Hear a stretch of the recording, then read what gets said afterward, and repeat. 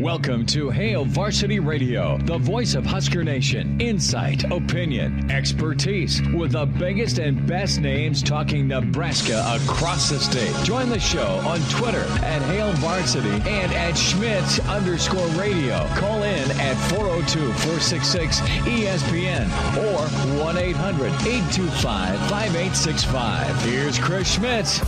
Let's get to it. Welcome to Monday. It's Hail Varsity Radio, presented by the Nebraska Lottery. Chris Schmidt, Elijah Herbel, and you. Hope you had a great weekend. We are off and running.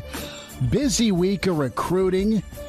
Busy week, some hoops, and fired up for it. We will spend time this first hour talking a little Saltdogs baseball. Charlie Meyer, president of the Dogs into year 21. For what a wonderful addition to the capital city 2 decades plus ago. So we'll check in and let you know what's happening this summer for great times at Haymarket. In the second part of this first hour, Mark Waller, longtime head coach, Lincoln North Star, the pride of Holdridge, and assistant coach at Elkhorn South. The Lincoln Football Coaches Association, they do this every year. They do a great job. It's going to be the junior recruiting fair out at Firethorn tonight. So we'll catch up with Coach Waller. In hour 2, Mr. Blackshirt Charlie McBride, a Monday with Charlie, and then some Cruton with Greg Smith. We've got, anniversaries, graduations, birthday. I mean, think of your summer. Ball, right? Travel ball. Well, you also have summer/late spring visits to add more to the portal. If you're Nebraska, a couple of big Bama names on their way in. So we'll hit all of that with Greg Smith next hour. Numbers to get in, 466-3776, 466-3776, 800-825-5865. Find us on Twitter at Schmidt_radio or at Herbal Essence for Elijah, and can email the show, Chris at HailVarsity.com. This hour, your chance to qualify, beef up your backyard with your friends at Capitol Patio and the Flame Shop, that Smoky Mountain Schmoker, and a gift card for meat to your friends at Russ's Market. We'll tell you when to call this hour and next hour. So, did you watch the Derby? Did you enjoy your Derby party? More importantly, did you cash the ticket? Were you all over 80-1? Were you all over 80-1? And we'll make it relatable to college football in a minute, I promise. And they're into the stretch, and it's Messier, Crown Pride, and Epicenter is coming up on the outside. Epicenter has taken the lead as they arrive into the final furlong.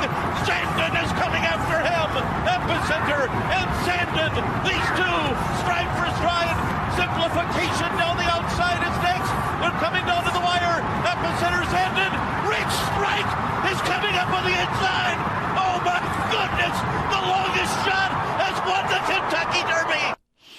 I wish he would have gone expletive laden with that. Not that you can do that, but you could hear in his voice he wanted to. Rich Strike is the equivalent of a Utah, a Penn State, an Iowa. Think of your 80-1. Think of your 80-1 odds. It's one thing to get to the playoff.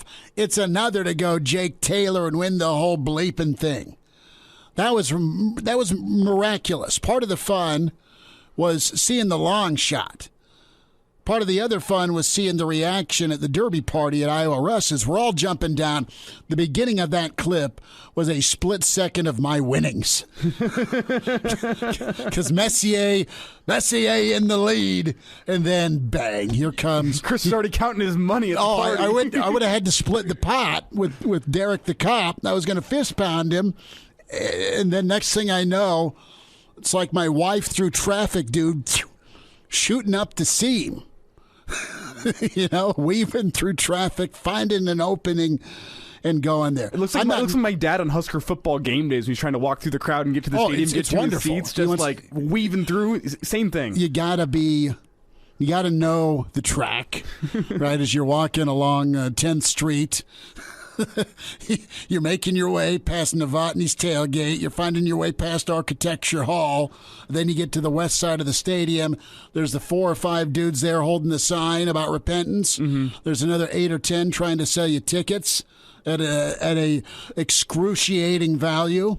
You smell the runza. You smell the hot dogs. And then you find your way to whatever gate you go into. See, in my addition to this memory is you look up and you realize your dad is 30 feet ahead of you. You don't know where he is. He's weaving through traffic. Oh, come on. You didn't hold hands? No. Really? No. That was part of it. There's lots of good advice Joe Papa gave me, but the other was, all right, if you don't want to get yelled at, hold hands here with me for a few minutes. See, by the time I was 9, I was too cool to be holding hands with my dad. No. Well, that's fine, but he had the tickets. This is true. So I'd look up and go, where did he go? And guess what, man? If I wasn't with him step for step, he'd seat my mom and my brother, and he'd be out on the corner selling mine. Single, together, west balcony. So, no, but what a listen, and I'm not Mr. Horse Racing guy, but God, it was fun, and it was fun to be together with people out on the deck watching, pouring drinks. It was a party, man. See, in me, I had been out umpiring during the day, and you just wanted to sit down and have a cold one. No, I get home, and I'm like, well, I got to make dinner for these UFC fights now, so I missed the Kentucky Derby. I was out on my my back patio making some carne asada, some chicken, grilling it up. And I checked Twitter, and I go, oh, wow. Rich Strike. Who the hell's Rich Strike? I no one had updated me that he had been added to the field. So I didn't know. I'm like, is this the real Kentucky Derby? I'm like, who is Rich Strike? And I go watch the video and I go, I missed out on the greatest Kentucky Derby of all time. Pretty much, but at least Twitter's alive and repeatedly playing. And then the overhead shot is incredible. Was incredible. And what's cool is it gives you hope as a sports fan that, yes, your team too can get it done someday, which leads us to odds in Vegas and optimism for Nebraska football. You have Vegas and different analytics. We've touched on the FPI for Nebraska when that came out. I think that was March or late February. FanDuel has Nebraska at a high win total. The number seems to circle around 7.5. And listen, sports books aren't dumb. They make money. They thrive. They continue to build pyramids and buffets and high roller craps / blackjack tables because of their sports books and because of their table games, clearly. But, man, a fan base that has been hurt with the over-projection is Nebraska. And Nebraska's been a team that's supposed to win 6 or 7 games, and they've been 2 to 3 games under what the numbers say they should be. All the different exercises and algorithms they run, all the simulations say Nebraska should be X. On average, should be X. And Nebraska fan, God love you, because you're right there. You want it to happen. You wanted it to happen yesterday, last year, the last 5 years for sure. You're willing to pony up and say this is the year. You're kind of Cub fan, and that's all right. And it happened in 2016 for the Cubs. Happened for the Red Sox after long suffering. And I'm not talking national championships. I'm just talking beyond contention where you can win a division championship. And then maybe things go badly in Indy, but at least you're there. And that's the hardest part, because you'll see 6 or 7 wins projected, and you throw your money down if you find your way to a book, and you're heartbroken. And it's not that they didn't even come close to 7, but, man, you're heartbroken with the fact that they could have had 8 or 9. It's not that they just fell short. It's, man, you can do those simulations and a play here or there in your head. So with Nebraska, it's an easy target to make some money because Nebraska fans will always keep coming back to the table. But I don't think it's I don't think it's a rigged race. I think all of these simulations and all of the analytics and all of the analysts that look at Nebraska on paper, Elijah, say, yeah, they should be right there. They should be knocking on that 8-win door. They should be right there with Wisconsin or Iowa and make it happen. And it goes back to what Coach Osborne talked about a couple weeks ago with this. And he nailed it. It was the schedule's not easy, but it's manageable. It's more manageable. And that, to me, is, I guess, why am I optimistic every year? Well, I try to be an optimistic guy. I look at Nebraska. It's not homerism or Kool-Aid or red glasses. I look at and I say, all right, let's go best case scenario. And you've had worst case scenario the last 4 years. Like what bad could happen did. Penalties, special teams, turnovers, right? And what else have you seen? You've seen some progression defensively, right? I mean, I think you can feel all right. The other part of this, too, and it's a big ask with the shakeup, but you went out and got quality people as coaches, and you've nailed it. Nebraska's a very appealing portal destination. Why are you saying that? Well, look at the fact that they've added 8. Not 8 maybe guys, 8 guys that need to come in and work and do well. And it's got to pop one of these years, right? If anything, they're due. Not 80-1 due. They're working towards being a pretty good football team. So I'm interested here with what FanDuel's saying and what Vegas is at and why Nebraska's, again, sexy to be 7.5, 8 wins this year. And it won't be quite 80-1 if they do it. Do you feel that way? Do you feel like Nebraska's a long shot? Are they Rich Strike in the world of Big Ten West football? I don't think they are. I think they've added too much. Again, a lot's got to happen. But I think they can finally, with some different set of eyes, get over the hump. And Brandon Vogel had a great story a couple of months ago projecting what some of the lines would be for Husker football. Based on the S&P, it kind of correlates pretty well with what preseason lines are going to look like. And Nebraska is favored in 7 of the 12 games. They are underdogs in 4, and they are a pick'em in 1. They're a pick'em against Minnesota. They're a 3.5-point dog against Purdue on the road. They're a 5-point dog against Oklahoma at home. 12-point dog against Michigan. A 3.5-point dog against Wisconsin, and Iowa, a 4-point underdog on the road in Iowa City. And you look at that, and the 7.5 win total makes sense. Where you look at your favorite in 7, you got to pick them in 1 to get that 7.5, and then your underdogs in 4. So when you realistically look at the schedule, do you think Nebraska can go and win every single other game? Northwestern, the games that they're supposed to, I guess I should say. That's been the problem. Yes. You don't win who you're supposed to, air quote, beat, and that's the magic of the Big Ten, where, well, it is. I mean, don't kid yourself. I don't have current odds, but would you put the pig farmer in Illinois at 80-1 to win the West? Probably, if you're kind.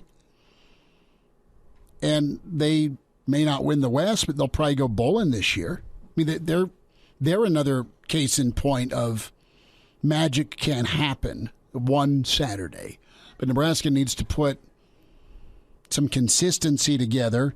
And you know what? It's true. Think of the Auburn. Think of the Auburn season where they got to the national championship against the crab leg theft, and they just lost in the championship game, right, to Jameis. I think that was 2013. And you know what type of charmed life Bama had, or Auburn had? Think about it. You had the deflected pass at the end of the game against Georgia. Might have been Georgia. Was that Ole Miss? Might have been Ole Miss or Georgia. But it was an incredible finish. And then I think it was the same year they had the kick 6 against Bama. Yeah. I mean, both of those in 1 year. Wasn't that back-to-back weeks? No, I think Iron Bowl was at the end. But you had it was wasn't it? It was close. It was early part of the month and then end of the month, November. But you want to talk charmed life. I mean, it doesn't happen all the time, but there's some destiny involved. if it is your year, if the ball is bouncing your way. So pretty fascinating weekend with the long shot coming through. I still have a hard time saying Nebraska's a long shot based on what they've done. Are they a favorite? It depends who you ask. They're closer to a favorite to me, or should be, than a long shot. The question is going to be that closing stretch to the season. Oh, yeah, but with Minnesota, Wisconsin, and Iowa all within a 4-week stretch of each other, and the one game 2 of the 3 on the road. Michigan. I mean, you can drop that game against Michigan, but if you want to win the West, you realistically have to go beat Minnesota, Wisconsin, and Iowa to close the season. You got to go 2-1 against them. Nebraska's been going over. Depends where the loss is, but yeah, well, in where things are. That's what's crazy about the West is you'll eat each other. And it's going to be a tiebreaker that comes down to it. But, hey, it's all right. We'll dive in. A couple of visitors on their way this weekend to tell you about. We'll get to Greg Smith about that. A couple of Bama guys that are in the portal. Nebraska very attractive in the portal. They could be adding a couple more. See how the visit goes. We'll dive into how much fun you can have at Haymarket Park. Saltdog Baseball 2022. President of the Dogs, Charlie Meyer, on the way. Thanks for spending time on a Monday. It's Hail Varsity. We're presented by the Nebraska Lottery.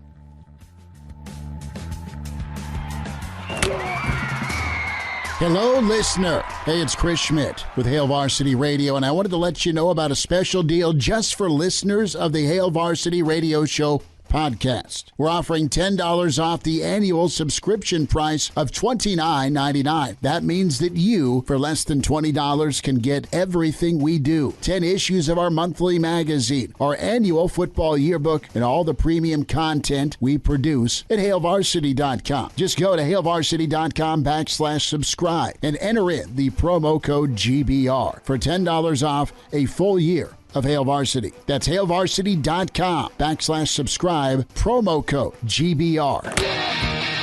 And we're back. Fellas, think we could listen to the radio on Hail Varsity Radio, presented by the Nebraska Lottery. Yes! That's awesome! Back with you, it's Hail Varsity, presented by the Nebraska Lottery. Chris Schmidt, Elijah Herbel. We'll check in with Charlie McBride less than an hour. Voice of the Saltdogs, Michael Dixon, joins us. That ebony desk behind him is, well, it's breathtaking, sir. Michael, good to spend time with you. How are you? I'm good, man. This actually isn't my desk, so I'll pass along to Daniel Thomas that you like the aesthetic of his office. Did they give you a desk? Yeah, they have me in a cubicle, but when I'm actually at the ballpark each day, I'm in and out so much that it's just easier to stuff me in the corner. And as you guys know, I got a face for radio too, so no one has to look at me when I'm back there. Well, it's a little better. You've got some air going. You're not perspiring. Elijah's stuck in the studio, and it's not he bad loses today, he loses 30 pounds a day in that thing with the way the AC's set up. Michael, excited, man. Year 21 for the Saltdogs. Another year for you behind the mic. Excited to be. Just fantastic flagship home for the Saltdogs. You do an amazing job. The Saltdogs are an incredible organization and so much hope and promise. Let's spend a minute here, Michael, on the outlook here for the upcoming season.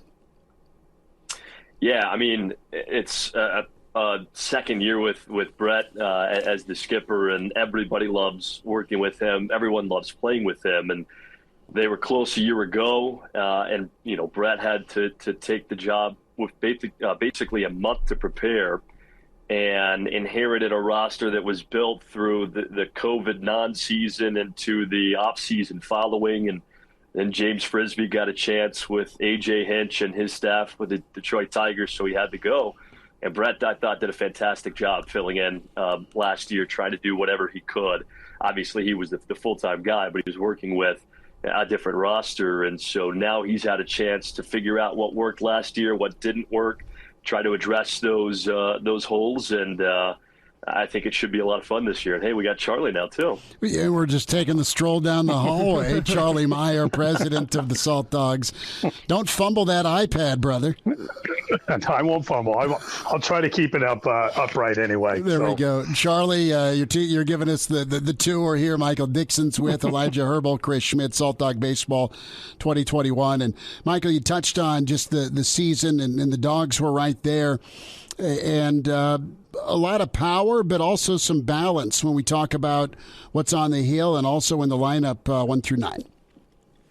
Yeah, and for the people who liked coming back or like coming to the ballpark last year, they'll love coming back because a lot of the same faces are here for 2022. I think that's one really important thing that Charlie and everybody works on from year to year is making sure that even in an industry like this where there is so much turnover from one year to the next, for the most part, I feel like fans are going to come to the ballpark and they're going to see Justin Bird again. They're going to see Josh Altman, who had not just one of the best seasons in franchise history last year, but one of the best seasons in league history. And guys that he was going toe-to-toe with are now playing in Mexico and overseas. I mean, that's how good he was last year. So on top of that, you've got a couple of ex-major leaguers on the mound. You've got Kyle Kinman, who was the league's ERA king a season ago. So mix all of that together, and with the new division alignment, it's going to be tough. Travel's going to be rough, and there's a lot of really good teams the Saltdogs are going to see night in, night out, but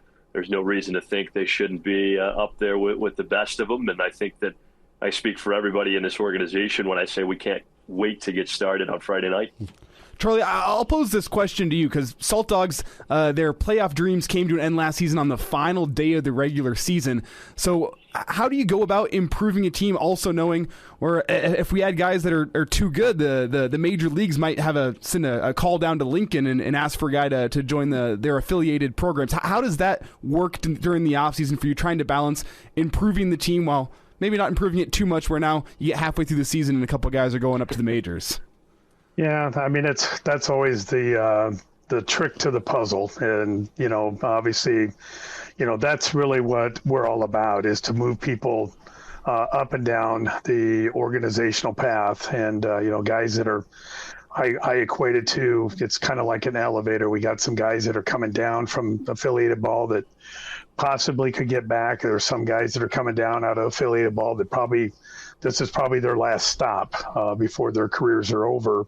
But then, I'll be honest with you, this last couple of years has been really unique and different. It's probably the best way to say it, instead of saying how crappy it's been with this whole COVID stuff. But, just how things have happened within the organizations, everybody's, it's just a different era out there as far as player movement. A lot of players in the 1 year that minor league baseball didn't play, a lot of those players ended up retiring. So their pool of players shrank in the major league level. And then also Major League Baseball did a reduction and consolidating minor league teams around the country. So there's been a lot of things happening that that the average Joe fan doesn't really understand as far as player movement and players that are available. We're considered, a professional baseball team. It's independent. We don't have an affiliation with anybody, but, you're always wanting to put the best product on the field each and every night, even though we're going, playing 100 games in 115 days. We're trying to put the best 9-10 players on the field each and every night to win a championship. And there's some risks that go along with that as far as having players plucked away from you. And when that happens, it's really difficult, because what you've done is you've lost an A player and you're probably going to replace him with either a C or D player that's out there. And that's the if there's a downside to what we do in our business, that's the downside, because you're not going to find another A player that's out there. And, there's a couple players on our squad that last year I felt should have got a shot, and just with all the COVID and the numbers and everything, Josh Altman had an absolutely incredible year here in Lincoln, and Unfortunately, he didn't get a spring training tryout and was kind of thinking he might. But we're glad to have him back here in Lincoln, and hopefully he can make a run this year, and maybe someone will pick him up. Charlie, Meyer, Michael Dixon with us here, Hail Varsity Radio. So Charlie's just laid out the fact that he's lived the portal life every year for a long time. Charlie, want to touch on promotions? The product will be incredible itself, but what folks and families and youth ball clubs can do night in, night out is go have a really good time with a lot of different promotions. Yeah, and I mean, here we're going into our 21st season here, which is kind of incredible. And, we'll have our Wiener Wednesday with baseball bingo. We'll have Thirsty Thursday, fireworks Fridays.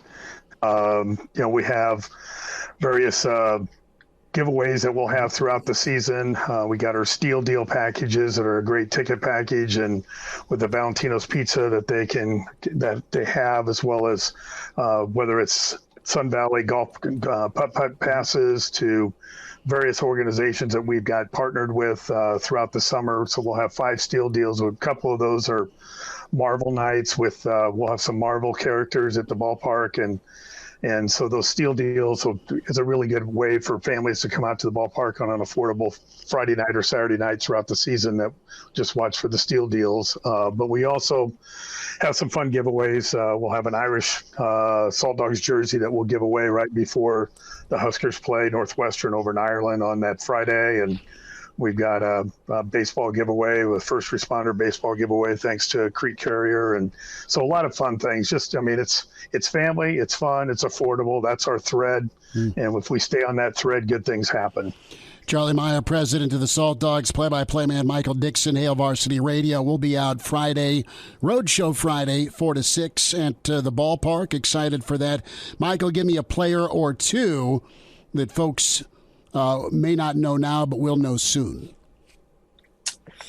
I think you guys are going to like Buddy Bowman. We just watched him pitch, ex-major leaguer. He threw 3 innings today against Sioux City, and you can just tell the stuff is there. And he has a fastball. He's mixing in 92, 93. Had some really nasty breaking stuff too. And you could tell he was shaking the rust off a little bit. But anytime a guy pitched in the big leagues, he obviously knows what he's doing. So I think he'll very quickly become a fan favorite. And Sherman Graves hit a home run today. Sherman Graves, a guy who hadn't played since 2020, and he's played some really low-level independent professional baseball. So this is his first crack at the American Association, and first swing he had at Haymarket Park left the park to left center. And so I think a guy like that will be really fun to watch, and I think he's going to be another guy that fans just relate to. And he's a guy who's grinded just to get an opportunity like this. So he's going to leave everything he's got out there, and I can already tell you that everybody says Sherman's the nicest guy in and around the clubhouse. So if you're at the ballpark and you're trying to get an autograph, look for number 27. And Mike, we've got about 2 minutes left here, so I want to quickly get your take on some of the opposition the Saltdogs are going to be facing this year. Who are some teams to watch for? What are going to be some big series this season when teams are coming to Lincoln? Well, the division's tough. It's just tough top to bottom, as Charlie knows. Kansas City is remarkably good, impossibly good. I don't know how they do it, but Kansas City is going to be really, really, really good. The addition of Fargo, Fargo was one of the best teams in the league a season ago. Now they're in the division, and so you got to see Fargo 4 different times. That's going to be tough. Winnipeg, too. Not only is that a long trip that we've got to make twice, but they got to come here twice. And I think we get those 12 games or whatever it is, 13 against Winnipeg done within the first month and a half. And that franchise is always good. So just adding those 2 franchises alone to the division, as Charlie would attest to, is really tough. So each and every night, you've got a divisional opponent on the schedule. Not only is the game important, but it's going to be tougher than I think maybe it's ever been. So it should be a really fun year because the guys like to compete. Brett likes to compete. And, of course, for the broadcasters in the booth, it gets really fun when you're doing stuff like that instead of, seeing a team like Houston who had to fill in as a travel team last year 4 times like we saw them. So it should be fun. Michael Dixon, play-by-play man for the Dogs. You hear the Saltdogs on ESPN Lincoln, home of your Lincoln Saltdogs, and President Charlie Meyer with us. Opening night Friday, Fireworks Friday. Sunday, Family Fun Day is awesome. And, of course, Junior Saltdogs Night on Saturday the 14th. Check saltdogs.com, not only to get your season tickets or that series you want to see, but also for all the promotional nights that are just an awesome time for family and friends. And just on a personal note, we had a great time last year being able to take Junior's team out to see the Salt Dogs and go do that. And that was just very memorable for our family to go out there and see him play some ball and also go experience it. Charlie, Michael, best to you guys. Thanks for all you do. Well, thank you. Thanks for having us, and we look forward to another fun season here at the ballpark. Can't wait for you guys are the best. Thanks, man. Michael, take care. Quick time out. See you guys. All right, there he is, Charlie Meyer, Michael Dixon. We'll check in. Coach McBride on the way. It's Hail Varsity, presented by the Nebraska Lottery. Hello, listener. This is Brandon Vogel, managing editor of Hail Varsity, and I wanted to let you know about a special deal just for listeners of the Hail Varsity Radio Show podcast. We're offering $10 off the annual subscription price of $29.99. That means that you, for less than $20, get everything we produce. 10 issues of our monthly magazine, our annual football yearbook, and all of the premium content we produce at hailvarsity.com. Just go to hailvarsity.com/subscribe and enter the promo code GBR for $10 off a full year of Hail Varsity. That's hailvarsity.com/subscribe. Promo code GBR. But sounds like he was born with a stogie in one hand and a brew in the other. Now, say my name. It's Schmitty on Hail Varsity Radio. I got the body of a taut, preteen Swedish boy. Back to you, it's Hail Varsity, presented by the Nebraska Lottery. Brent McMurphy tweeting out the NCAA issues, quote, guidance, and reminds everyone NCAA recruiting rules preclude boosters from recruiting and or providing benefits to prospective student athletes. Thank you for the reminder, NCAA. Guy who was incredible at Lincoln North Star as a head coach, an assistant at Elkhorn South. We welcome in longtime coach Mark Waller to the program. And the Lincoln Football Coaches Association have their annual junior recruiting fair tonight out at Firethorn Country Club Resort. The resort is awesome. Do you have a prospective student athlete that is in the market, wants to get a few looks and meet some folks? Be sure to think about this. Coach Waller, thanks for a few minutes. How are you?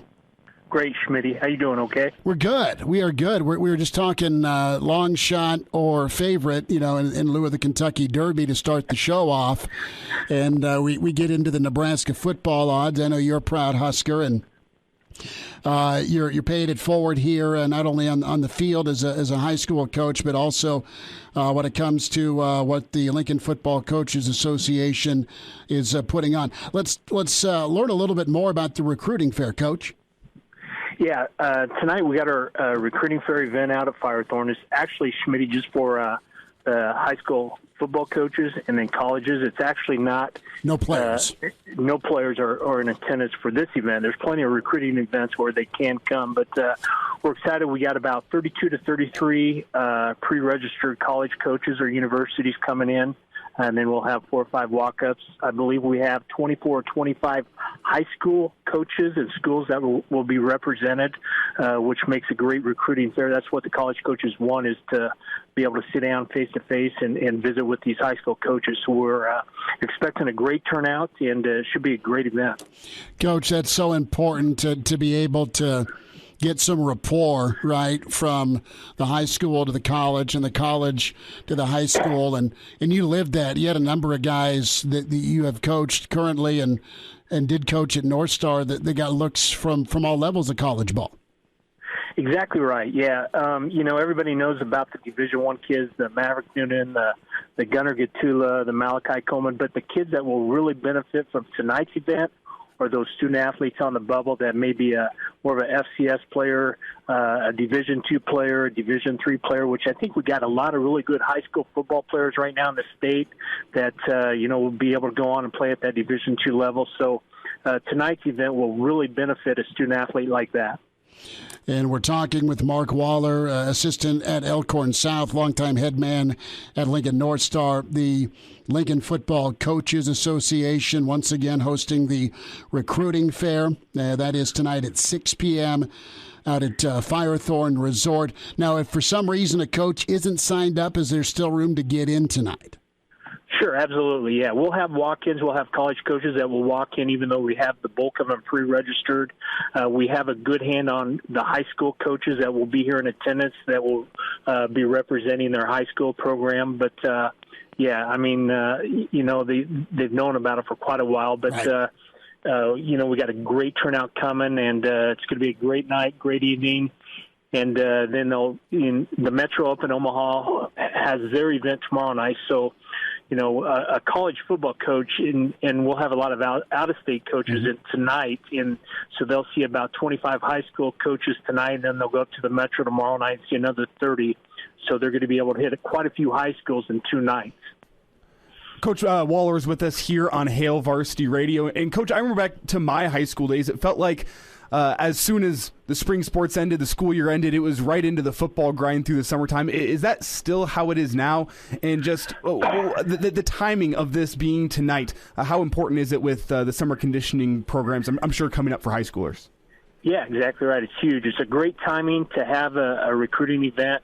A lot of the college and universities, they're just finishing up with spring football. They're out on the road recruiting. So that's why we'll get a great pool of coaches in tonight for the recruiting fair.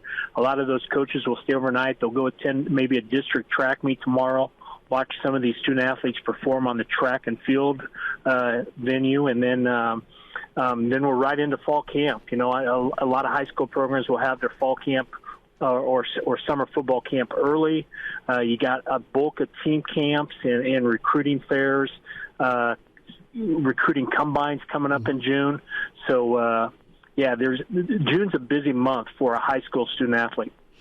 Coach Waller is with us. Coach, just give us a little backstory on the Lincoln Football Coaches Association, how it came to be and its history, because you've been helping coaches and kids out a while.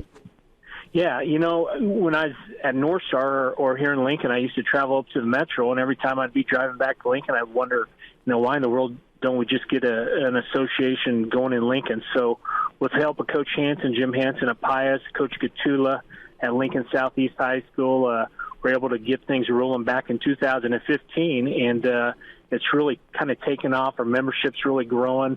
This recruiting event that we're having tonight is really growing, and so we have a lot of people, a lot of in-city high school coaches that will be in attendance. We have surrounding area coaches. Malcolm, Milford, Waverly, Seward, York, all those coaches will be in attendance for tonight. Coach, before we say goodbye, just a thought. You've coached a lot of kids in your career, and a thought on Mav Noonan. You get to see him, and you have seen him during the practice sessions, and, of course, when it comes to game time. Touch on his ability and how fun he is to be around. Maverick's a great kid. He's a special player. He's very explosive, very powerful. He's got a great get-off. He can really pressure the quarterback. He's getting better every day in terms of playing the run.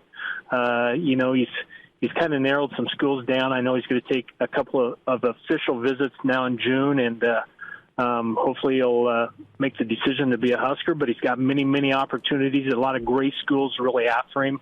But he's a great kid to coach, really fun. We got Teddy Prohaska's little brother, Henry, who's going to be a heck of a player. We have another really very talented Ashton Murphy young man who's a D lineman. So we're really blessed to have a lot of great players up at Elkhorn South. If folks want more info on the Lincoln Football Coaches Association, is it best to send them to your website, Coach? Absolutely, Schmidt. Yeah, we got our website, all the information that they need about the Lincoln Football Coach Association. They can get off there. They're able to contact or email myself, which is on that website, plus Coach Jim Hansen or Coach Ryan Gatula at Southeast. It's LincolnFootballCoaches.org. Log on, find out more info, and the recruiting fair tonight out at the Firethorn Resort with the Lincoln Football Coaches Association. Number of college and high school coaches on hand. Coach Waller, best to you and all you're doing for coaches and players around the state and beyond. Thanks for a few minutes today. Thanks, Schmidt. You take care. All right, there he is, Mark Waller, longtime coach at North Star, assistant at Elkhorn South. And going to be a pretty awesome event for coaches at the high school and college level to mingle, get together, and get connected. We'll wind down Hour 1. Hail Varsity continues. We're presented by the Nebraska Lottery.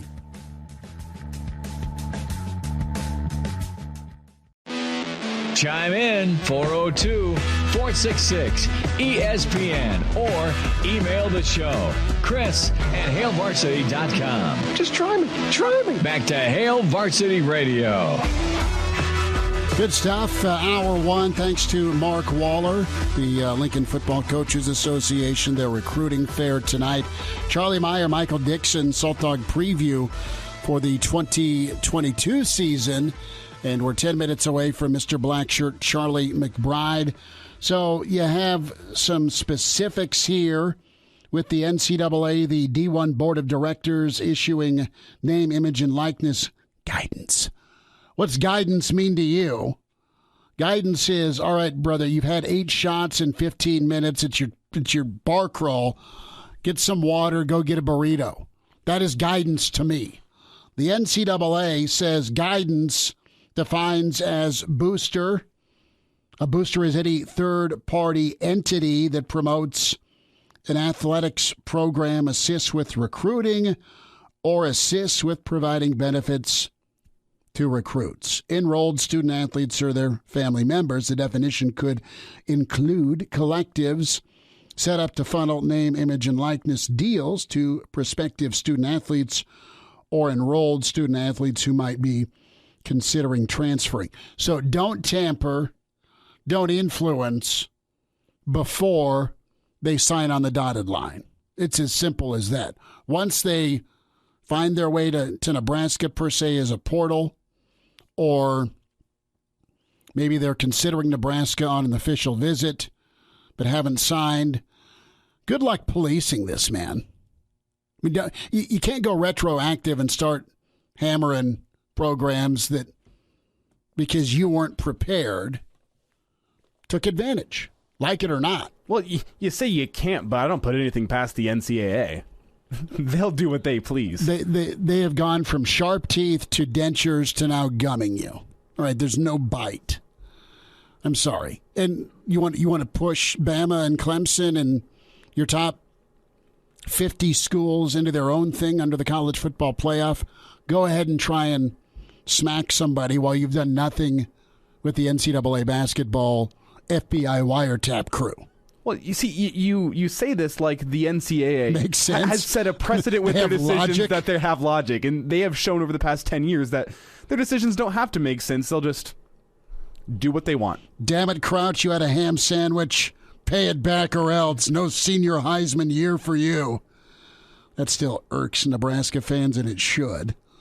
I mean, no, I know, man. I mean, I'm looking at this completely logically as if there's adults in the room that aren't stuffed shirts that have failed upwards in the world of academic hierarchy. That's a good way to put it. Let's get you a reminder about buckling up. Hands on the wheel, eyes and mind straight ahead. The driver has one job to drive.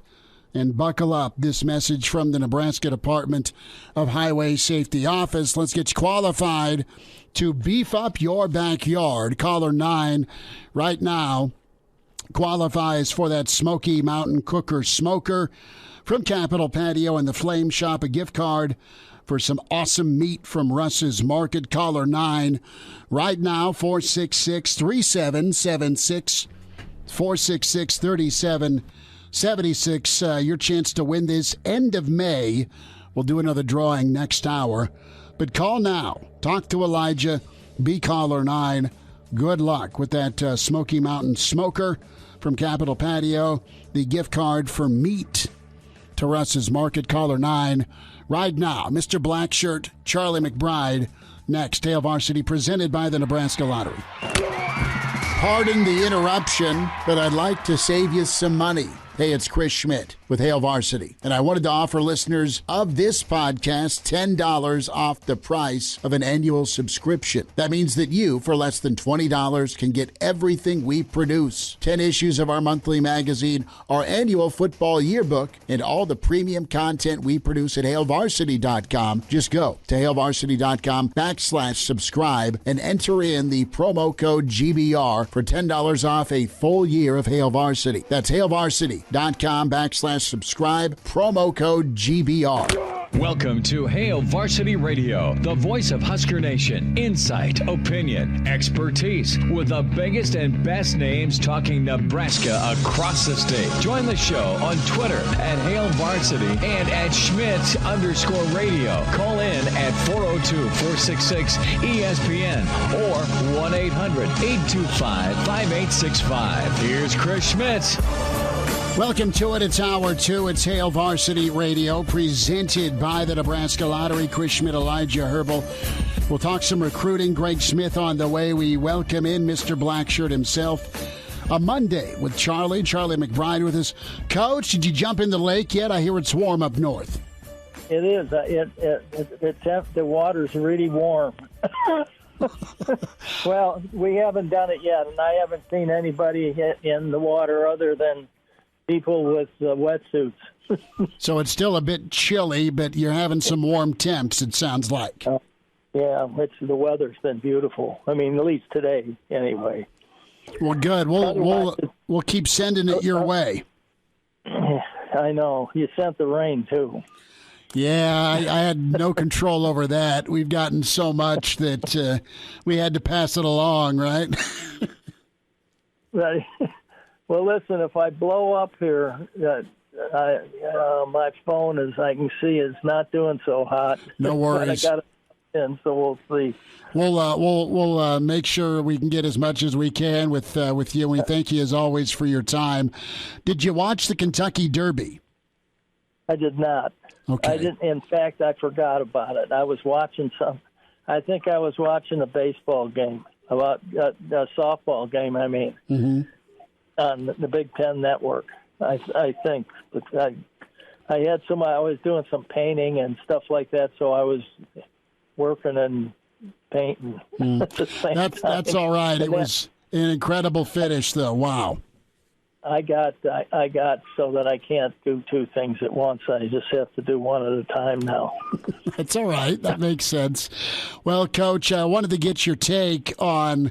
We talked about, Rich Strike winning the Derby as an 80-1 long shot.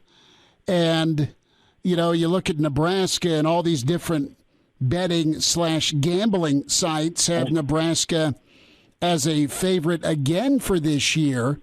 What do you make of that? What do you think about those, be it Vegas or a FanDuel or different entities that look at Nebraska's team and say, okay, they're a co-favorite or a favorite for the West? What's your reaction? Well, I think that that there may be the thing that I think they're looking at is probably some of the guys that came in, the leadership that they're going to bring with them, and that they did have a good year with the recruiting of these guys from other places and so forth and so on, and it seems that they've done pretty good with that, and they're probably, I would say that a lot of times those guys know what they're talking about. They really study it. I mean, they study the heck out of stuff. And I think a lot of it will depend on how the summer goes, whether there are injuries or people leave or come or go or whatever it is that may even, get better if some guys come and, you never know how it's going to be. But I would say that, in my just knowing that, the thing that you never do, I never like gambling part of it. I just don't think it's good for college football or any college sport. If you want to be a professional, that's different. But we're professionals now. I mean, it's it's the amateurism is history when you start giving kids money and so forth. So, but I tell you what, they're right an awful lot of the time. Charlie McBride's with us. Coach, how much difference or what difference is there in your opinion between a Nebraska or a Minnesota or a Wisconsin or an Iowa? I ask that because that's kind of the peer group Nebraska's in with the West. They've been right there more times than not. They've just been a little short. Well, I'll tell you what, Nebraska's got a little bit of an advantage to start with. Number one is I think they're going to have a better group of players as far as, just even if we didn't get a whole lot of kids out of it, I think they're going to be better off because the age, they're older. They're realizing what it's taken. They're realizing last year was a year that, when you really look at it and you look and see the point spreads at the end of the games and so forth, and it's a freak accident. I mean, what happened last year? I mean, you don't look at teams that have that happen to them. And somewhere along the line, they're getting popped and beat pretty good and we never did. It was always Illinois 8 or 9 points with Illinois, and the rest of it is all less than that.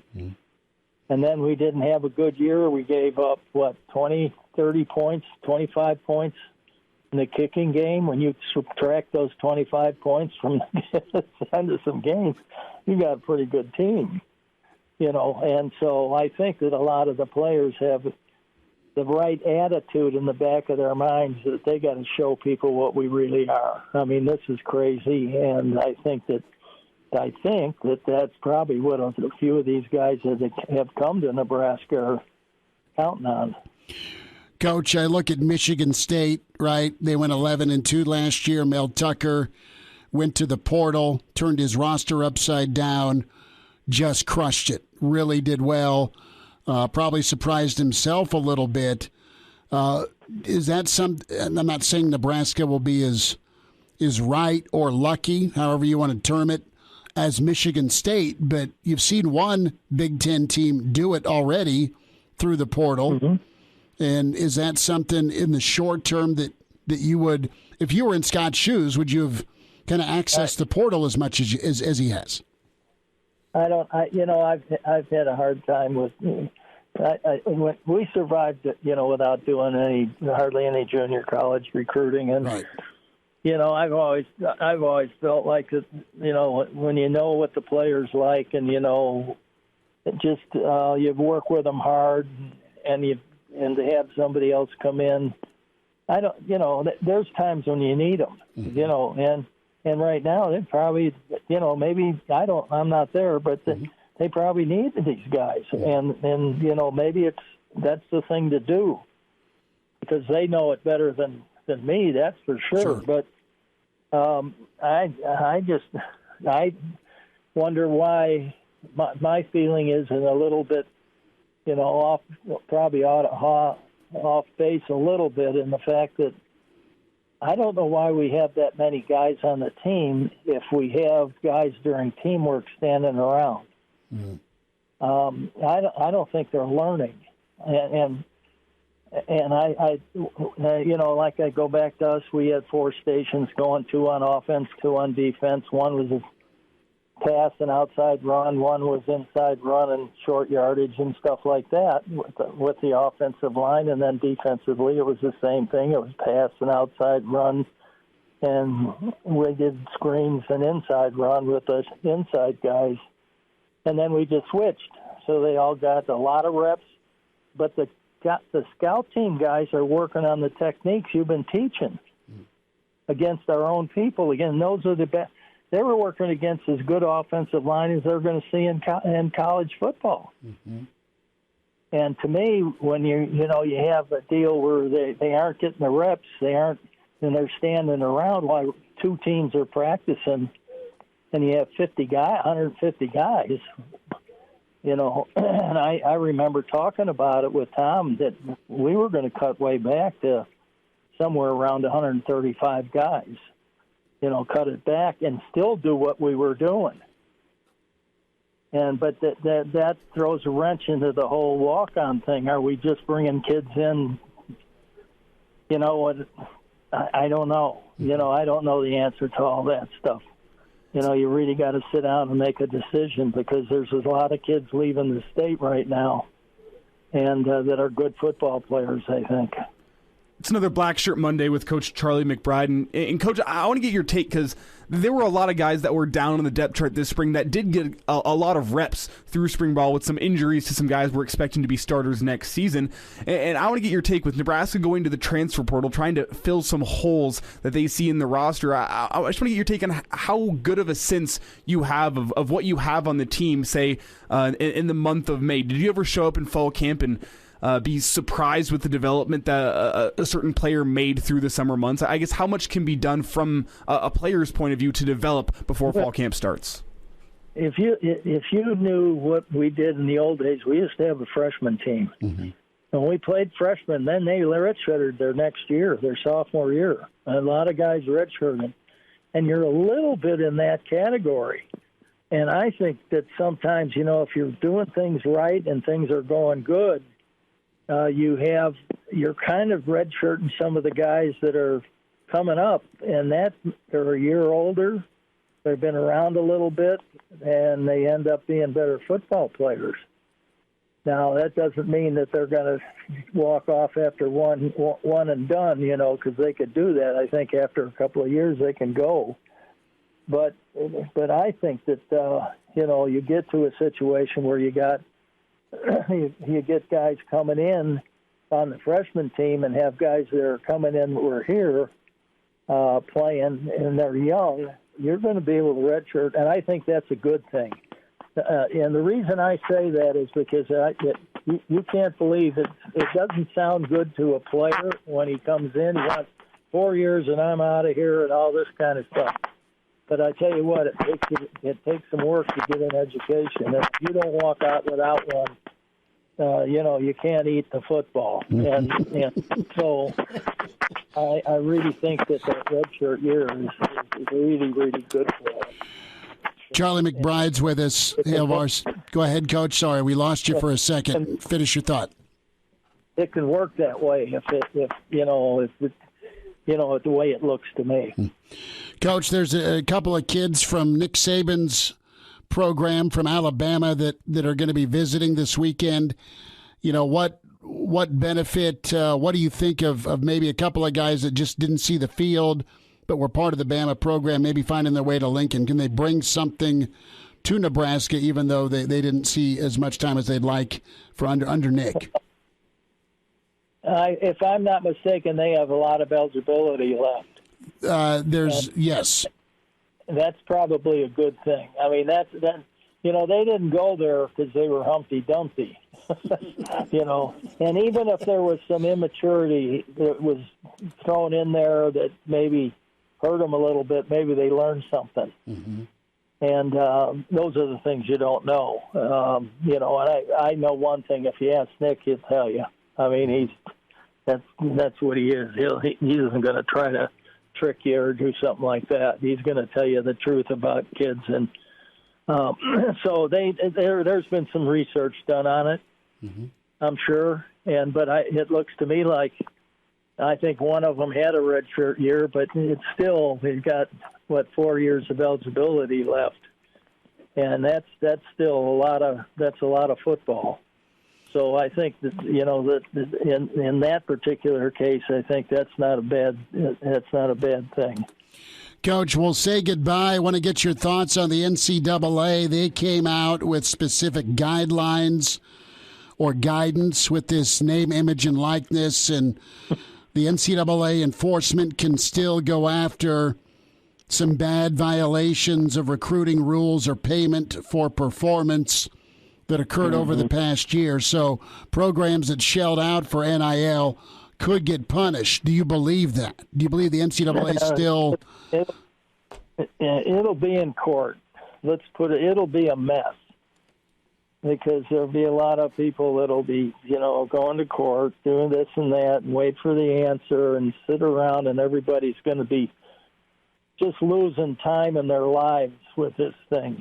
And to me, I could see the Pell Grant and a lot of these things that we were able to get the kids money with every year that they were able to, according to the way their families lived and things like that. And like I said, I'm an old timer, so I'm, back in the dark ages. But the way things are done now, they've changed so much that it's a free world, and, everybody does what they feel like doing. And, I think the teams that win are the teams that are really well disciplined and really work hard, together.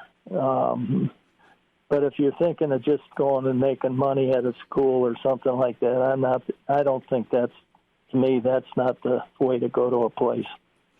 Charlie McBride with us, Hail Varsity Radio. Coach, we'll talk next week about Day by Day. That documentary premieres Thursday this week in Lincoln, and I'll have a chance to see it over the weekend. I know that there's a lot of excited Nebraska fans about it. I hope I didn't say any bad things. Well, I know they sat down with you. We're gonna. I'm sure you were charming, Coach. I'm sure the Lens loved you. I didn't beat my fist on the table, I don't think. Yeah, I haven't seen anything about you flipping a table or getting upset. So I think it's okay. I think the footage of you is going to be well received. Well, I hope they lost it. No, I think it's going to be fun. I think everybody's going to enjoy it, and it'll be great. It's one of those things that it does nothing but make your university better. That's awesome. Coach, enjoy the weather. Get into the lake and take care. We'll talk Monday. Thanks for the time today. Okay. Thanks, fellas, for having me. And talk to you next week. See you, Coach. There he is, Charlie McBride with us, a Monday with Charlie. Get the podcast, ESPNLincoln.com. Greg Smith, recruiting info. Recruiting next. Pardon the interruption, but I'd like to save you some money. I'm Brandon Vogel, managing editor of Hail Varsity, and I wanted to offer listeners of this podcast $10 off the price of an annual subscription. That means that you, for less than $20, can get everything we produce, 10 issues of our monthly magazine, our annual football yearbook, and all of the premium content we produce at hailvarsity.com. Just go to hailvarsity.com/subscribe and enter the promo code GBR for $10 off a full year of Hail Varsity. That's hailvarsity.com/subscribe, promo code GBR. And now, back to Hail Varsity Radio. Back into it, it's Hail Varsity Radio, presented by the Nebraska Lottery. Time for some Cruton with Greg Smith, hailvarsity.com and magazine, at Greg Smith HV on Twitter. Straight up breakdown. Subscribe to it, Spotify, iTunes, Google Play, of course, on the Hurrdat podcast platform. Greg, are you going to brave the wind tonight to grill? Boy, I don't. Well, I'm going to say it's a game time decision. I do have pork chops thawed, so I am prepared in the case that I want to brave the wind. I'm just happy I'm recovered from the derby party from the weekend. Oh, you're telling me. I on a whim thought about going 80-1. I went with Messier, and it looked good for about 2 seconds. So I had Cyberknife. Okay. Yeah, that didn't go well. Third to last, I think. Well, all those poor horses, man. It's like they hit the gas pedal, they floored it, and the pace was so insane. And then all of a sudden, it's like my lovely wife through traffic, weaving and zooming and found an opening, found a seam, and bang, she got through the yellow light. Yeah, it happens. It was a great race. So that was a lot of fun, especially if you took a flyer. I did not, but I donated to the pool, and it ended up being like, who had? Third place won it because many of the first and second. But no, that was an awesome time at the Derby party. Shout out Iowa Russ, that was good. Busy weekend, my friend, and I would crank up some Skinnerd right now, but I didn't plan ahead. Stefan Wynn, Kane Williams, talked to me here about Nebraska's appeal and I guess some connections. Nebraska seemed to have had connections here or there with a lot of the portal kids or even some of the JUCO. That you're going to have connections, but in some instances it's the second time around for these guys with current or newer staff members in the recruiting world. Yeah, and I think that has been something that, and I've written about this a couple of times, and I spoke to Eric Sander about this. I think it was at signing day in February. The idea that anymore, if you lose out on our recruitment, like you can't burn that bridge. And this is from both sides, right, from the coach side and the player side, because you just never know how things are going to intersect and cross over after that because of coach movement, player movement, and you just want to. It's just a good life lesson to keep those relationships strong and don't burn bridges when you don't have to, right? And so because of that, Nebraska does a good job in living rooms and with these different relationships that they end up being able to come back the second time around where maybe a kid like Nebraska, the first time they're out of high school, but he didn't pick them. Like Tommy Hill is a really good example of that, right? He's on the current team, and they've been able to have those relationships, and both Wynn and Kane Williams are a couple of examples of that. A little bit different situation with Kane Williams as he was recruited by Bill Bush and Mickey Joseph at a different school at LSU, but those relationships carried through enough for Nebraska to be getting a look at an official visit from him this coming weekend. And then Stephon Wynn is someone that Nebraska and plenty of others tried to recruit out of high school as a four-star defensive lineman. Everybody's after those guys. And he's another body, a big body kid that could fit into a nice rotation for Nebraska up front. Greg Smith's with us here on Hail Varsity Radio.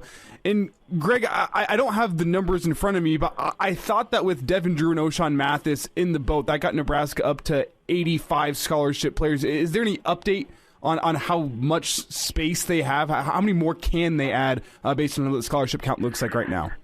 Yeah, I would say that they probably are right there at that 85. But even though, I'll caution, even with that May 1st deadline obviously coming and going with guys being able to get into the portal, there's still a couple of other ways that Nebraska could have attrition, right? And so you could end up putting a guy or two on medical scholarship, where basically they can keep their academic scholarship, but they're no longer on the football team. Or because graduation is also this weekend, Nebraska could end up having a grad transfer or two that also then free up a scholarship spot. So I don't think they're too concerned about it at this point. Okay. 3's about the number, isn't it? I mean, that's yeah, that's about what I would say. 3 is probably the max that they're going, like 3 more that they're going to take this offseason. And it would be smart maybe even to take 2 at this time and then maybe keep just one of those spots in your back pocket because you never know what happens down the road. Greg Smith with us. Greg, we talk about Stephon Wynn. And I look at him as a guy that, I mean, he's got 4 years under his belt. He's more experienced. I chalk up lack of snaps to what he was behind, and that's just how it is. Lamar Goods doesn't look like he's still on Nebraska's radar. Is that fair to say? Is that what you're hearing? Yeah, that's kind of where it feels like it's trending at this point with Nebraska and Lamar Goods, which should mean good news for the Huskers and Wynn. And Nebraska usually has a pretty good sense of when guys are coming in and they feel like they can get them. They're pretty good at closing those situations, right? And Wynn, you're right, he has a lot of experience, kind of practice, weight room, been in a high level, obviously, college program in Alabama. And it's not. I wouldn't necessarily say that this is just a guy that flamed out at his previous school because of, like you mentioned, I mean, he's playing in front of a lot of NFL dudes, right? A lot of guys that are going first, second round in the NFL draft, winning all types of awards in college football. So it would be good for Nebraska to land him. I think that would be a good get and go another really good step in fortifying that defensive line because it's going to need a rotation of guys to hold up in the Big Ten through a full season.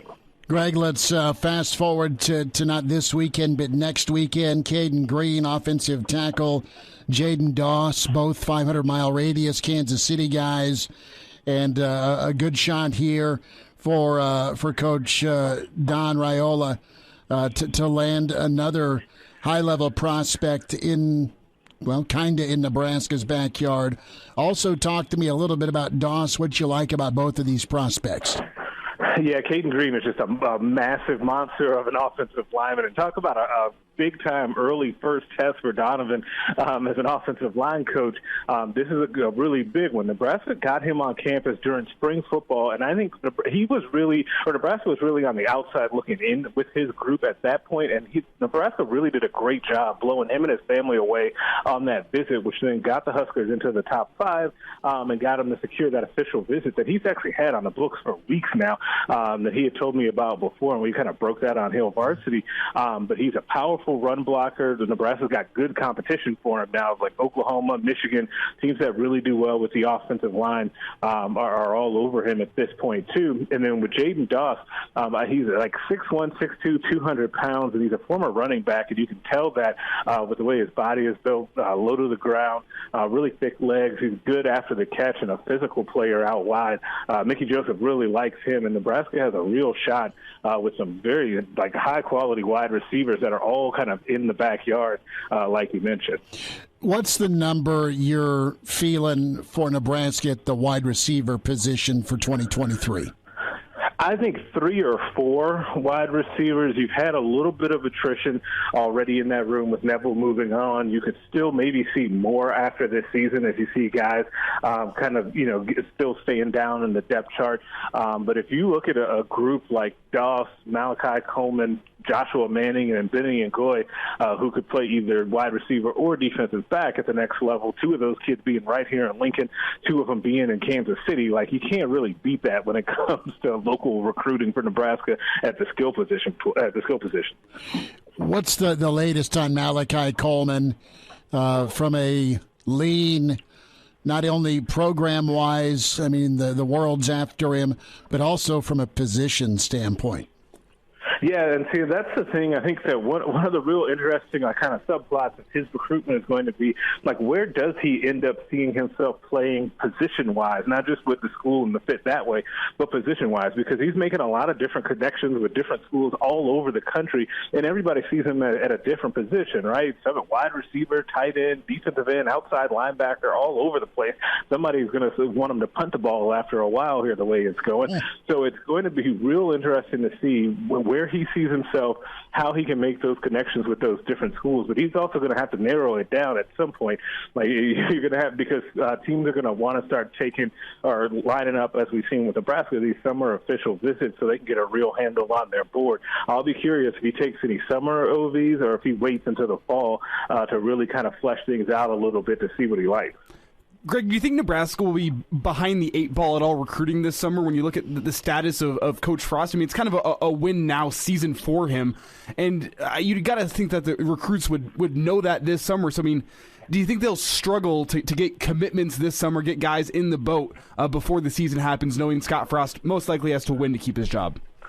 That's a really good question, because I think that Nebraska, you're right, that he is going to have to win to keep the job, but he also, he's going to have to be able to sell to recruits that I've got more than 1 year either way, right? And that this could be a stepping stone. We don't know if that's actually true or if that could come to pass, but you just hope that you don't have to cross that bridge, right? And they end up having a strong season. But you also need to be able to get some of those guys in the boat early so that you can start moving on to other things and trying to focus also on the season. That's going to be a really interesting thing that happens this summer. Will it hurt Nebraska that Scott Frost is going to enter this season on the hot seat with trying to land some of these early commitments? And they're going to go hard here over the next few weeks, between now and the end of June. You're going to see a lot of official visitors coming into campus.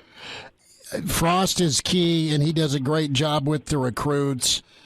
That said, I think with the staff he has in place, to your point, I think it's okay and easy to sell you got more than 1 year, because you're going to be optimistic that this is the year you get over the hump. You get to a bowl game. You're competitive for the West. Look at everyone else portal-wise when they've got a year that's already jumped in the boat. I mean, there's ways to kind of talk worry off the ledge, so to speak. And I honestly think the powers that be want to give him every opportunity. You can't go 3-9, 4-8, obviously, but this could be the year. I mean, just look at the Vegas odds that keep coming out, the FanDuel stuff, Greg. I mean, somebody thinks something pretty highly wise about Nebraska. Yeah, it's funny you mentioned that. Steve Mark and I talked about that on the podcast this morning. I'll go live tomorrow with the Vegas odds. But if you really look at it, you look at the schedule, and this is the thing that, and when you talk about these recruits and it all rolls together, right? The schedule for Nebraska sets up for them to create a lot of excitement early in the season. And it really obviously starts with Northwestern if they could just win that game and kind of get on a roll, because we haven't seen this program in recent years kind of get that wind underneath their sails and take off. And I would be really curious to see what it looked like for Nebraska if they were able to win a few in a row to start the season and then go from there. A few more minutes on the other side. Greg Smith going to hang with us for another segment, some Cruton. Busy weekend. You heard Greg's take on the Bama 2. What's the likelihood that maybe turns into a yes by both guys visiting? There's more with Greg Smith on a Monday. It's Hail Varsity Radio. We're presented by the Nebraska Lottery. Like what you hear, high-quality radio and podcast is part of what we do at Hail Varsity. Hey, it's Chris Schmidt with Hail Varsity Radio, and I wanted to offer listeners of the Hail Varsity Radio Show podcast $10 off the price of an annual subscription. That means that you, for less than $20, can get everything we produce. 10 issues of our monthly magazine, our annual football yearbook, and all the premium content we produce at HailVarsity.com. Just go to HailVarsity.com/subscribe and enter in the promo code GBR for $10 off a full year of Hail Varsity. That's HailVarsity.com/subscribe, promo code GBR. And now, back to Hail Varsity Radio. Greg Smith, couple more minutes with us, HailVarsity.com and magazine. Recruiting Insider at Greg Smith HV on Twitter. Straight Up Breakdown podcast is where you hear Greg each week on the Hurrdat family, Spotify, iTunes, Google Play. Greg, let's try and handicap the back four, the corners and safety spots. Now, we look at Newsome and Farmer as guys that have played a lot of ball. You've got Braxton Clark. Buford was the buzz of spring. There's also Singleton, and we didn't see a lot of Omar Brown just due to injury. Tommy Hills wowed, Noah Pulla-Gates, and then you factor in potentially a Kane Williams if Nebraska gets a yes this upcoming weekend. Good numbers, good talent, guys that have been in the program, and maybe some guys that have come from winning programs. Good problem to have for Travis Fisher, no? Yeah, absolutely. I really like the combination of talent that they could potentially have, and I really, really like the coach, right? Like, I think that you can't go wrong with Travis Fisher and turning that group over to him. It's whether or not you know, like, how many guys you have in that back end that you really know what you're going to get from them, right? I think that Quentin Newsome is one of those guys, even though he'll continue to elevate his play, and you hope that he becomes that kind of lockdown number one corner like they had in Cam Taylor-Britt. But the rest of those guys, you just need to see them do it kind of on the big stage and more consistently. Like, I think the consistency with Miles Farmer, you want to see Tommy Hill do it in a Nebraska uniform. The hopes are high, but you want to see that. And in that other safety position, Marquez Buford is a guy that you just need to see him do it in games, and can he hold up playing safety in the Big Ten? I think the parts are there. Deshaun Singleton will be in the mix too. I think the parts are there. You just have to see it. Who's the slot corner candidate? I think they could move Buford down to that role. If you're going to play like a true corner defensive back in that role, I think you slide Buford down and let Singleton then replace him in the back end, all the way in the back at safety, and then kind of go that way. But the thing that would actually really help this group as they kind of get their feet wet is that pass rush, right? This is why the O'Shawn Mathis deal is such a big deal. Devin Drew is a pass rushing defensive lineman. Garrett Nelson's continued improvement. Like, those guys will really help out the secondary kind of, learn as they go and kind of as they get their feet wet. That could be a real nice mix eventually. You just got to get it there.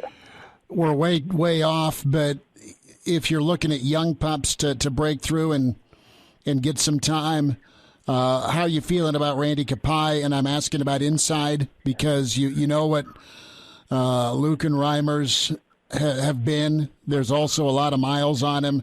They'll need some backups to come in and spell them. Is Randy ready to make the move? Is Snodgrass, once he gets healthy, in the mix? Those are two guys that we're thinking about. But also, how about Ernest Hausman? I mean, he's a guy that folks have been wowed by just from a physical standpoint. Physically, he's ready, and he'll put the work in the playbook, even though he's as young as he is. I mean, I've just thrown out 3 names. Are those the 3 you're thinking about? Did I miss anybody? Michael Clements, I think, is a guy that's been in the program now for a handful of years that could really make a move and help just kind of be a rotational player behind Reimer and Henrich. But I really think that Kai and Ernest Hausman could be a real nice duo in the future for Nebraska. I think if they can get out there and get their feet wet this season, get some good learning experience and some good tape, they can really be poised to have big futures at Nebraska. So you just hear so many good things about them behind the scenes. Real similar kids, both good frames, really good work ethics, and good athleticism, both from small schools as well and out of high school. I think that Nebraska's inside linebacker room, the future is bright there. Kolarovic, is the experiment done with the JoJo role, or is that door still open? The door is probably still open, but I think you also have to just find the correct role for him out there. Maybe, you play a Wisconsin or an Iowa or Minnesota, he's out there a little bit more. But if you're playing Purdue or some of those schools, maybe, you have Gifford out there. Maybe you just need 2 guys to play that JoJo role instead of just 1. Greg Smith with us, Straight Up Breakdown podcast. Of course, Hail Varsity Recruiting at Greg Smith HV. Greg, take care. Thanks for a few minutes. Hey, thanks as always. You guys have a good week. Good to spend time with Greg Smith and some Cruton. Nebraska baseball. Oh, my. Saturday was it was a cup check, and you didn't pass. And Sunday was a foul tip if you're the catcher. Yeah. Okay? And you're still writhing in pain. What you do know is this. Rutgers 16-4, they're good. Nebraska right now tied with Northwestern for 8th at 7-11. You have 3 at Illinois, 3 against Sparty, but you were supposed to handle Minnesota and you should be at 10-11. Make that 9-11. But Nebraska right now, oh man, for them to not do work. It's like they press, they get out of their approach, and then you wake up and they lose 3-1, which is yesterday. When it should be batting practice if we look at numbers. Should, I understand that. But, man, it's just no good. Postseason chances are starting to reach that slim to none. I mean, you have to really, really finish the year stronger than what you've been playing all year. I'd go as far as to say it's not the phrase you love, which is it's slim to none and Slim's left town, but Slim is definitely packing up his bags right now. Slim's wearing a wire for the FBI right now. All right? Then he's going to disappear one way or the other. Okay? Going into witness protection. He's moving to Alaska. He's either moving next to Henry Hill or Jesse Pinkman, or he's going to sleep with the fishes or find his way into a barrel and start dissolving. See, I would say he'd be working at a Cinnabon in Omaha, but that might be a little too close to home. Well, yeah, Slim's alias is Gene. So, but right now, 2 sub-500 teams. Nebraska, Illinois is 12-6. That's no fun. That's a tough series. It's the Michigan State series. I mean, you're probably going to need a sweep against Michigan State to close the year at home, plus at least 1 of 3 against Illinois. You would hope for 2 of 3 against Illinois to even just make the Big Ten tourney. Because you got to jump up right now. I think Purdue holds the final spot in the teams that will make the Big Ten tournament at 7-9 conference record. You have Indiana at 8-10, Purdue at 7-9. Michigan's 8-10. Right now, just from a postseason invite, you've got Rutgers and Maryland, I guess, and maybe Iowa. But I think you'll get Rutgers, Maryland, and whoever wins the Big Ten tournament. Mm-hmm. That's in. You may have to. You know what's hurtful if you're a Nebraska baseball fan? All of your frustrations shift from football to basketball, from basketball to baseball. Baseball's not delivered. They have not been able to seize last year's momentum, and each year's different. It's just surprising that the guys that are left over have scuffled a bit. That's just a maturity thing. They'll be better next year, presumably. And some also unfortunate situations with injuries and whatnot, and especially in the pitching rotation. Yeah, the arms. You're going with guys that may not be ready or aren't as consistent as you want. But, man, Nebraska baseball's got to be better. We'll see if they can turn it around and at least get to Omaha, right? Because that's the Big Ten's down, and you're playing in Omaha for the postseason. You need to be there. Like what you hear? High-quality radio and podcasts are just part of what we do at Hail Varsity. I'm Brandon Vogel, managing editor. I wanted to offer listeners of the Hail Varsity Radio Show podcast $10 off the price of an annual subscription.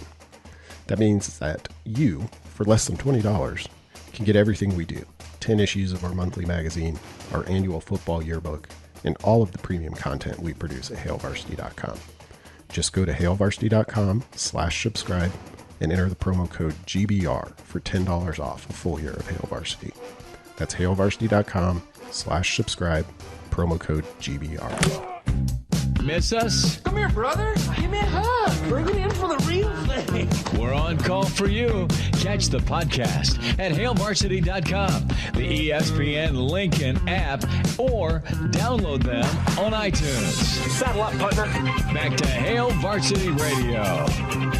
One final time, big thanks to Coach Waller, Charlie McBride, Charlie Meyer, Michael Dixon, and Mr. Cruton, Greg Smith. Tomorrow, Mitch Sherman from The Athletic. Really enjoyed his podcast, Sit Down with Andy Staples from The Athletic. So we'll talk some ball with Mitch.